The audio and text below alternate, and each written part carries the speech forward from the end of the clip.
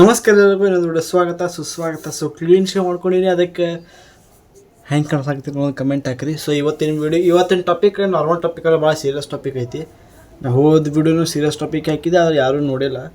ಇದು ನೋಡ್ತಿರೋ ತಂದ್ಕೊಂಡೆ ನಾನು. ನಾ ಒಂದು ಯೂಟ್ಯೂಬ್ ಚಾನಲ್ ನೋಡಿದೆ. ನಾನು 2024 ಮಿಡ್ ಒಳಗೆ ಒಂದು ಚಾನಲ್ ನೋಡಿದೆ ನಾನು, ಧೂತ ಸಮೀರ್ MD ಅಂತ. ಆ ಚಾನಲ್ದಾಗ ನಾನು ಒಂದು ಯಾವುದೋ ಒಂದು ವಿಡಿಯೋ ನೋಡಿದೆ, ಇನ್ನೂ ನೆನಪಿಲ್ಲ ಕರೆ. ಇಷ್ಟು ಬಾರಿ ಡಾಕ್ಯುಮೆಂಟ್ ಮಾಡಿ ಹೇಳ್ಯಾರ ನಮ್ಮ ಅಣ್ಣ, ಮಾನಸಿಕ ಮಾಡಿದ. ಅದು ಆಗೋಣ ನೋಡು, ಹಾಗೆ ಅವನು ವಿಡಿಯೋಸ್ ನೋಡ್ತಾ ಇದ್ದೆ ಹಾಗೆ ನೋಡ್ತಾನೆ ಇದ್ದೆ ಗುರು.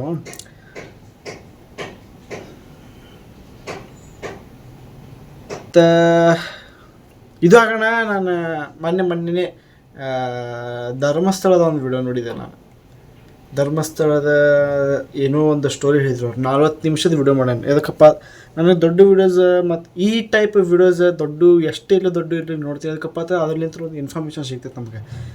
ಖಾಲಿ ಪಾಕೆಟ್ 40 ನಿಮಿಷದ ಯಾವುದ್ರೊಂದು ವ್ಲಾಗ್ ನೋಡಿದೆ ಅಂತ ಇಂಥ ನೋಡೋಂಗಿಲ್ಲ. ಅದರಿಂದ ಒಂದೇ ಇನ್ಫಾರ್ಮೇಷನ್ ಸಿಗತ್ತೈತಪ್ಪ ಅಂತಂದ್ರೆ ನಾನು ಅದನ್ನು 40 ನಿಮಿಷಕ್ಕೆ 1.5 ತಾಸಿದ್ರು ನೋಡ್ತೀನಿ, 2 ತಾಸಿದ್ರು ನೋಡ್ತೀನಿ. ಅದರೊಳಗೆ ಇಷ್ಟು ಭಾರಿ ಡಾಕ್ಯುಮೆಂಟ್ ಮಾಡಿ ಹೇಳ್ಯಾರ ಧರ್ಮಸ್ಥಳದ ವಿಡಿಯೋ ಮ್ಯಾಗ. ಡೈರೆಕ್ಟಾಗಿ ಗೌಡ್ರು ಅಂತ ಹೇಳಿ ಅದ್ರಾಗ ಏನು ಮಾತಾಡ್ಯಾರ. ನಾ ಅದು ಡೈರೆಕ್ಟ್ ಹೆಸರು ತೋತೀನಿ, ವೀರೇಂದ್ರ ಹೆಗ್ಡೆ ಅವ್ರ ಫ್ಯಾಮಿಲಿ ಮ್ಯಾಗ ಹೇಳ್ಯಾರ ಅಂತ ನನಗೆ ಅನ್ನಿಸ್ತೈತಿ. ಅವ್ರೇನು ಬೇರೆ ಹೇಳ್ಬೋದು, ನನಗೆ ಅನಿಸ್ತೈತಿ ವೀರೇಂದ್ರ ಹೆಗ್ಡೆ ಅವ್ರ ಫ್ಯಾಮಿಲಿ ಮ್ಯಾಗ ಹೇಳ್ಯಾರತ್ತ. ಧರ್ಮಸ್ಥಳ ಅನ್ನುವಂಥ ಪ್ಲೇಸ್ ಒಳಗೆ ಅಧರ್ಮ ಒಂದು ಕೆಲಸ ನಡೀತಂತಂದ್ರೆ ಇವರಿಗೆ ನಾವಂತರೂ ಮೊದಲೇ ಮಾತು ಸಮೀರ್ MD ಇವರಿಗೆ ಸಪೋರ್ಟ್ ಮಾಡಲೇಬೇಕು. ಎದಕ್ಕಪ್ಪ ಅಂತಂದ್ರೆ ಇಷ್ಟು ಭಾರಿ ಡಾಕ್ಯುಮೆಂಟ್ ಮಾಡೋದು ತೋರ್ಸಾರ. ಈ ವಿಡಿಯೋ ನನಗೆ ಅನಿಸ್ತೈತಿ ಯಾವಾಗ ಡಿಲೀಟ್ ಆಕಿ ತಿನ್ನೋ ಮಟ್ಟ ಗೊತ್ತಿಲ್ಲ ನನಗೆ. ಡಿಲೀಟ್ ಮಾಡಿಸ್ತಾರೆ ನನಗೆ ಅನ್ಸೋ ಮಟ್ಟ. ಇದಕ್ಕಪ್ಪ ಅಂತ ಭಾಳ ಬ್ರೂಟಲಾಗಿ ಹೇಳೋದು. ಅದ್ರಾಗಂತೂ 5-6 ದಿನ ಐತೆ. 10 ಮಿಲಿಯನ್ ವ್ಯೂಸ್ ಅನಿಪದ ಅದ್ರಾಗ. ಅವ್ನ ಚಾನಲ್ದಾಗೆ ದೊಡ್ಡ ವೀಡಿಯೋ ಅದು.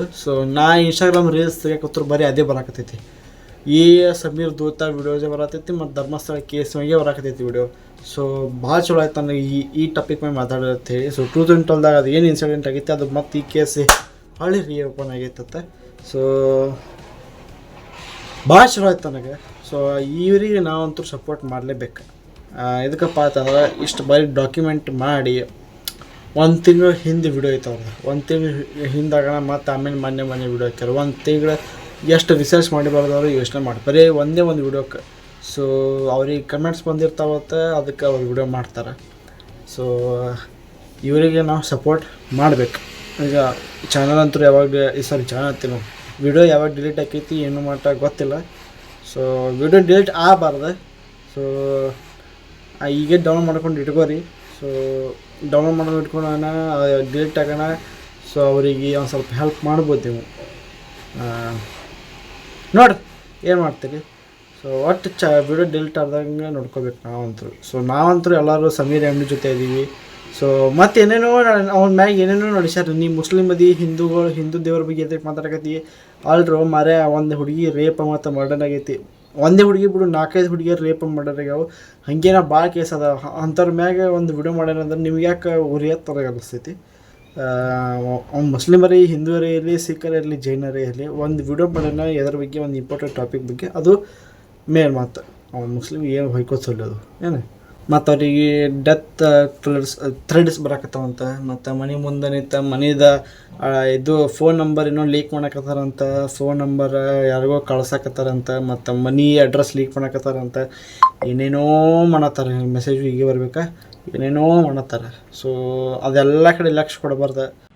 ನನ್ನ ಮನೆ ಅಡ್ರೆಸ್ ಲೀಕ್ ಮಾಡಿರೋರಿಗೆ, ನನ್ನ ಫೋನ್ ನಂಬರ್ ಲೀಕ್ ಮಾಡಿರೋರಿಗೆ ನಾನು ಹುಡ್ಕೊಂಡು ಬಂದು ಹೊಡಿಯೋದು ಮ್ಯಾಟರೇ ಆಗಲ್ಲ. ಹೇಳೋಕ್ಕಾಗಲ್ಲ ನನ್ನ ಜೊತೆ ಅವಾಗೇನಾಗುತ್ತೆ ಅಂತ. ಹಾಗಾಗಿ ಎಲ್ಲ ಕಂಟೆಂಟ್ ಕ್ರಿಯೇಟರ್ಸಲ್ಲೂ ನಾನು ಕೇಳ್ಕೊತಾ ಇದ್ದೀನಿ, ಪ್ಲೀಸ್ ಈ ಒಂದು ವಿಷಯದಲ್ಲಿ ನಿಮ್ಮ ವಾಯ್ಸ್ನ ರೇಸ್ ಮಾಡಿ. ನಮ್ಮ ಕನ್ನಡ ಕಮ್ಯುನಿಟಿ, ಯೂಟ್ಯೂಬ್ ಕಮ್ಯುನಿಟಿನ ಪವರ್ ಏನು ಅಂತ ಈಗಲಾದರೂ ತೋರಿಸ್ಕೊಡಿ. ದಯವಿಟ್ಟು ಎಲ್ಲರೂ ಒಂದಾಗಿ ಅಂತ ಕೇಳ್ಕೊತೇನೆ. ಅವ ಏನು ಮಾಡಕತ್ತಾನ ಅದೊಂದು ಇಟ್ಕೊಂಡೇ ನಾವು ಅವರಿಗೆ ಸಪೋರ್ಟ್ ಮಾಡಬೇಕು. ಇಷ್ಟೇ ಹೇಳುತ್ತೆ ನಾನು ವಿಡಿಯೋ ಮುಗಿಸ್ತೀನಿ. Please support Sameer MD. ಶಿವನ ಮುಂದಿನ ಅಲ್ಲಿ ತನಕ ಪೀಸ್ ಔಟ್.